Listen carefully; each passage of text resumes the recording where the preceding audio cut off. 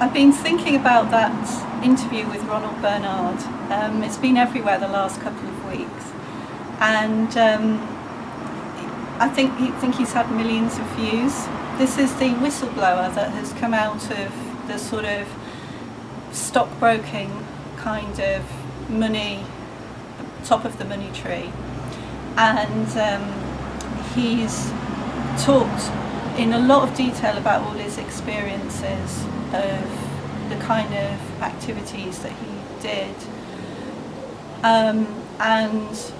but it was a really, really emotional and sort of confessional interview, because he started talking about the kind of networks that he got into and sort of how that developed really, and how that led to this choice that he had to make. And if you're interested in sort of how the world really works and who the real power brokers are, Ronald reckons that there's 8,000 to 8,500 people that run the world. It's quite a precise number, isn't it, really? And you know, he should know, really, because it seems like he was up there with a lot of them. And all of the stuff about the money and the organisations and how it all fits together, he explains all of this really, really well. But the thing I think that really got me, and got a lot of other people as well, which is why this video's had so many views, is to do with the sort of emotional journey that he had to take, and also to do with like this feeling that he was making this choice. It was almost like kind of the hero's journey, if you like, that you sort of have to walk almost like through the valley of death, if you like, once you've made this choice. But I think one of the ironies is that I think if you were to say that to Ronald, he'd probably say, well, I didn't exactly make the choice, it was partly that the choice made me. And I think what I feel by that is that, for instance, with Ronald, when he was in this situation, what had happened to him was that he got to a very high level in the organisation where he was very trusted, and he said that there were quite a lot of, you know, lewd kind of entertaining that went on, which you would expect, and some of it was within the Church of Satan, and it was kind of religious ceremonies, and there would be girls, you know, naked women and all this kind of thing. And he said, well, he didn't think a great deal of it, because he said, I didn't believe any of it. It didn't mean much to me. I just thought it was funny. But what then happened was, when he got to this higher level, was that he was invited abroad by one of his clients to attend a child sacrifice ceremony. And that was kind of the moment where life changed for Ronald from that point onwards. And of course, when something like that happens to you and you are in that high position, you realise that this is a really, really serious matter, not just in terms of what's going on, but in terms of how you react. So in other words, there is really no good outcome, because obviously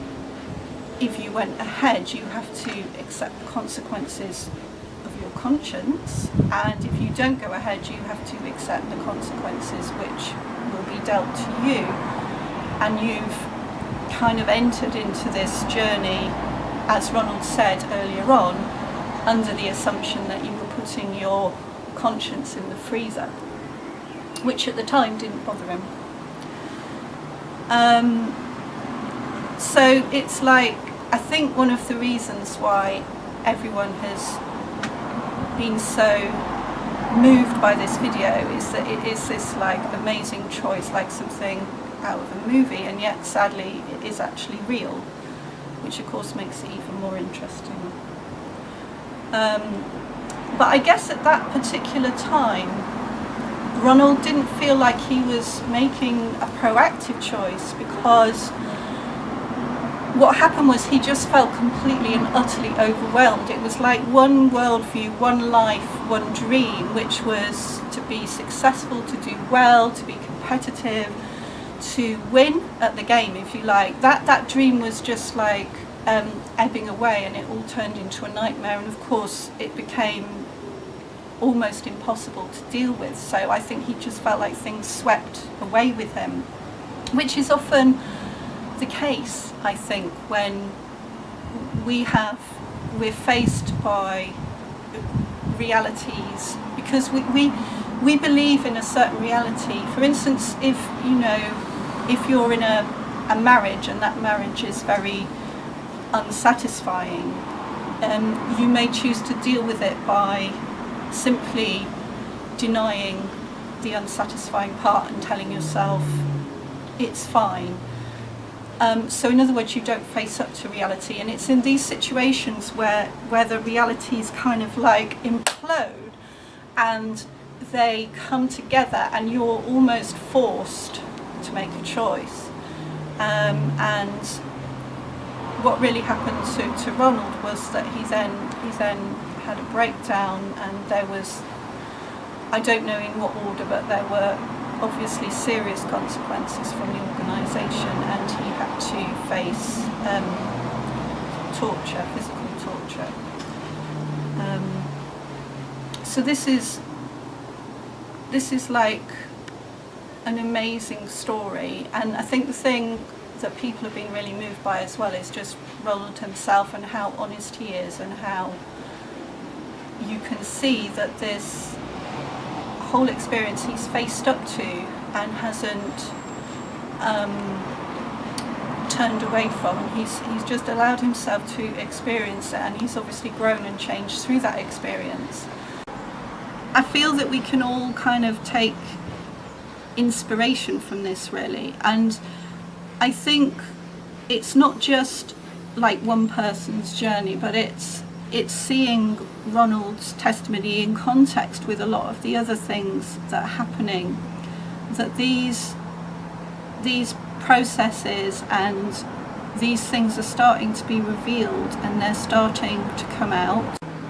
through this network that's building up,